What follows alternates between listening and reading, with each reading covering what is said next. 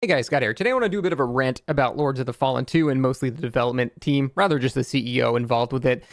There's a whole grifting thing that's kind of annoying me, but I just want to go over it because it's a Souls-like game. Obviously, as you guys know, I'm massively into the Souls games. My whole channel started on the Souls series. So anytime there's a Souls-like, I'm always very, very interested in it, and I pay attention to all the news involving it. I actually played the original Lords of the Fallen in 2014, and it was fine. It was just okay. Like, I don't remember a single boss from it, but I played through, I think, the entire game. I have like 19 or 20 hours in it or something, so assume that was the entire game, but like I said, it was just very not memorable at all. So it was just fine. Now, the second Lords of the Fallen game, not Lords of the Fallen 2, because that's the third one. The second one, I actually was sponsored to play a couple years ago, and I got an hour into it, and I had to cancel the entire sponsorship because I just couldn't play it. It ran so poorly that I just couldn't even do it. So I had to just cancel all that, refund the game and everything, and then I had to just watch other streamers try to play it as well.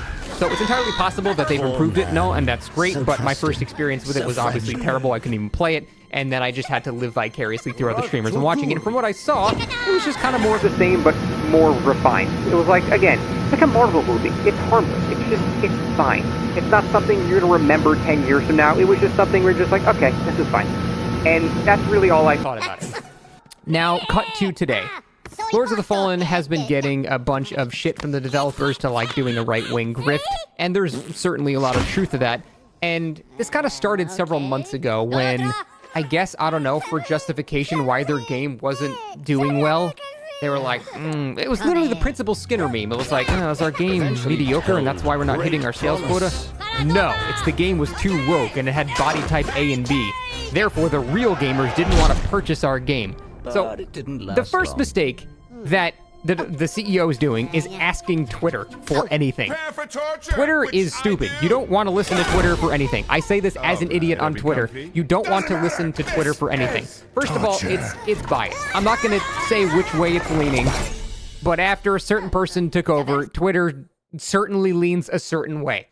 So when you're asking Twitter, should we have body type A or B or male or female? Should we have big fat titties and hot girls in our games? You're really asking a certain demographic of people. For example, I swear to God, the first person that I saw when I talked about this that was defending the company, I just clicked on their profile. The first person I looked at, their entire profile is just porn. It's just all porn. So these are the people that they're listening to. The people that are literally thinking with their dick for a video game. They can't just go rub one out before they play like Nier Automata or something. I don't understand why that is even a demographic you would want to listen to. That is not the gamers of the world. If we've learned everything from Twitter, it's that what happens on Twitter is basically irrelevant. Let's look at it in the opposite direction. There were so many people, hundreds of thousands of likes on tweets saying, don't play Hogwarts Legacy, J.K. Rowling is a transphobe, all that stuff. And we just found out it just sold 40 million copies. The point is, Twitter is not derivative of the actual player base that's going to be playing your game. So a CEO reaching out to Twitter and then changing the game based off of a couple of people that need to just jerk off and then actually making executive decisions based off that, to me, is fucking insanity. Why would you ever do that? Not only does it come across as grifting, but it also comes across that you have no confidence in your own product. And to double down on not having any confidence in your own product, they've just said that they're releasing the game on Epic Games Store exclusively, which, as we all know, that's where games go to die. Now, the reason they did this, I would theorize, is because they are not at all confident in their game. So Epic Games is good for developers because they typically will fund your game. And so your game is funded, and if it doesn't do well, oh well, you don't lose any money, that's fine. Conversely, compared to something like Expedition 33, which had a budget of $10 million, but they loaned it from Kepler. And if they didn't succeed, they would be in the red, and that would be really terrible. That's usually how a lot of people go, but they were so confident in their product, they knew that they were going to make up the money, and that was fine. So it's so funny, in their own fart-sniffing, we're listening to the real gamers here. And what do gamers want? Epic Game Store exclusive on PC. No, nobody wants that. And they said nobody wants that. And what do? They just go, oh, well. So they don't give a shit what the players actually want. They're just apps. That's like the most perfect example of proving that they're grifting. The utmost thing people care about the most is it being on Steam. And they're just like, nah, we're just going to take the bag because we don't know if this game's going to do well. And frankly, that is kind of alarming because they said they sold over 2 million copies of Lords of the Fallen. And they priced it at $59.99, which is, like $120 million. Now, obviously, it's not really that much because it's gone on sale a few times. There's, licensing fees and Steam takes a cut, all that stuff. So it's going to be a chunk of that. But the point is, they don't have any money, which makes me think their budget was insane for Lords of the Fallen, which it was. I actually looked it up, and apparently their budget was like 60 to 70 million, and a large portion of that was marketing. Apparently they spent like 20 million on marketing, which again, compared to Expedition 33, which just won Game of the Year, that's more than twice the budget of the entire video game. So I think they were up their own ass a little too much. They really thought their game was going to be the next Elden Ring with how much they promoted it and everything. And it turns out it was just another pretty forgettable, just okay, whatever game. And so this time, they don't want to make that mistake again, which is why they're going with Epic. They don't give a shit about what the players want. They just want to not lose money, or at least make some money this time, and Epic is where you go to do that. Like I said, though, every game that goes Epic exclusives, they just... Not 100% of the time, but 95% of the time, the game just fucking dies. No one wants to go on Epic Game Store. Call us lazy, whatever. The truth is, everyone knows if you put your game exclusively on Epic, it's going to do badly. So that's why I have no respect for that decision as well, because it shows they're not really paying attention to what the gamers want, but they're just going off of what's going to make them money. But the whole thing is, like, this started pretty innocently, at least this recent discussion. It was a few months ago they had the whole conversation with like body type versus male or female. Who gives a fuck?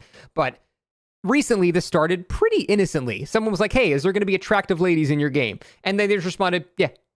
And that's it. And then some articles extracted from that a whole mess of stuff. And I can understand that being kind of annoying to the CEO and everything. But ever since then, he has just been going on this right-wing grift tangent. Just like some embarrassing shit. Just look. Exactly. Insane censorship is over. Also, just retweeting Grums in general is just a fat L. Political correctness is bad for gaming. It's about escapism and immersion, not about agendas, he says. Just doing the other agenda. Let's settle this. How important are sexy, beautiful characters in RPG games? To gamers now, not to activists. Retweeting Journo melts down over sexy female characters, targets based Lords of the Fallen devs, and gets ratioed. Retweeting Forbes Baltassi melts down over beautiful women in games. Watch. Retweeting, I'm really looking forward to this game. Shit libs melt down over Lords of the Fallen 2. Like, Jesus Christ.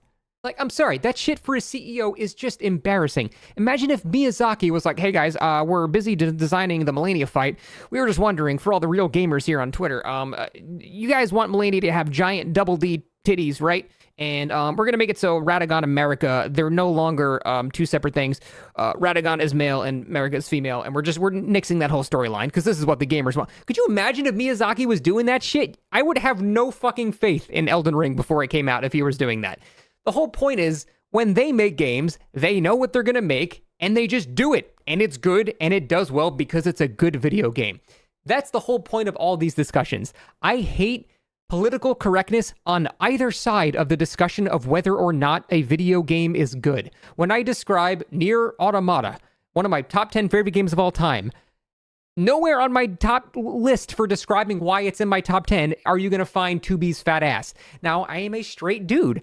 I like looking at 2B's ass. It is nice. It is ridiculously well rendered. I'm a big fan of it. But when I'm describing why I like Nier Automata, I'm not including it in my description. It's the music, the story, the gameplay, all that stuff combined, the incredible amount of shifting genres, the insanely good ending, what they do with the whole ending credits. Like, there's so many unique things about the game that make it a good game, and none of them are the fact that 2B has a fat ass. There are hot characters in a lot of games, and there's ugly characters in a lot of games. It is irrelevant to whether or not the game is good. And I just want that to be the main discussion that people have about the video game. I hate so much the grifting on really any side. I genuinely find both sides of it to be super, super annoying. I think if you go against the left side, you're likely to get more shit, particularly on Twitter. But it doesn't change the fact that I don't think any of these discussion should be had in determining whether or not you're going to purchase a game. Now, I'm not saying, like, if you like Baldur's Gate 3 because there's lots of, diversity and inclusion and stuff like that, and, like, so let's say you're trans or non-binary, and there's characters in there that represent you and you feel good about it, that's great. I'm not at all, saying you shouldn't take that into account when finding the game memorable. I'm just saying that's not the reason the game is good. It's something that you like about it, and that's wonderful. Just like I like that 2B's ass is fat. That's great, but it's not the main reason that these games are good. Elden Ring won Game of the Year because it's a good game. And it had, body type A and B. And you know what? No one gives a fuck. Outside of Twitter, no one gives a single flying fuck about what body type or gender, whatever is in the character creator. No one fucking cares. And the fact that the developer of this company, or the CEO of this company, is catering to that demographic who they should not give a fuck about, I find to be completely embarrassing. So here's the thing. What if Lords of the Fallen 2 ends up being a really good game? You're going to rub egg on my face and it's going to be so embarrassing for me. No. Here's the thing. It will be a great game in spite of the CEO being cringe. Just like how some right-wing people will find Baldur's Gate 3 to be a good game in spite of what they perceive to be cringe. The whole point is it's good if we just focus on the game itself. So if it's a great Souls-like, I will be very happy. Because right now, in my opinion, the best Souls-like is Lies of P. Hell, that game is so good, I think it's on par with legit some actual Dark Souls games. That is an honorary Souls game, in my opinion. But if we get another good Souls-like with Lords of the Fallen 2, I will be happy. It will be something fun for me to do. Why would I ever be upset about another fun thing for me to do? There is not a single downside to this game being good. There are plenty of Actually, no, I will take that back. There's one downside to this game being good, and that will be annoying as fuck people on Twitter going, see? Go woke, go broke. This game did so well because it has doesn't have body type. It's male and female and titties. See, that's what you need for success. And that will continue to fuel the conversation that it's not about being the game being good, but it's about these just superlative things that don't matter whatsoever. And then they'll just ignore Baldur's Gate 3, which is the gayest game ever made, despite being an incredible video game. So that's the whole thing. I would hate to see that shit. If it's a good game, let's say it's a good game and talk about why it's a good game. I think the political correctness argument in both sides it has no merit in determining whether or not the game itself is good. And I pray that we are able to get to a point in society where that is all that is relevant. Again, if there's other elements like that in the game that you enjoy and it appeals to you as a person, that's fantastic. And more power to you for enjoying that. No one is ever going to take that away from you. But can we please just bring gaming back to talking about gaming? When I grew up, that's all we talked about. Is the game good? Is the game bad? That is all that matters. And it seems we have lost our way and people are just sticking their own ass in with agendas and stuff. And to see the CEO of a company doing it is just embarrassing, to say the least. So that's the end of my rant about Lords of the Fallen. It might be a great game. And if it is, fuck yeah, I'm happy to play it. But they are being cringe as fuck right now. There's no way to avoid it. So that's it. Rant over. See you next time.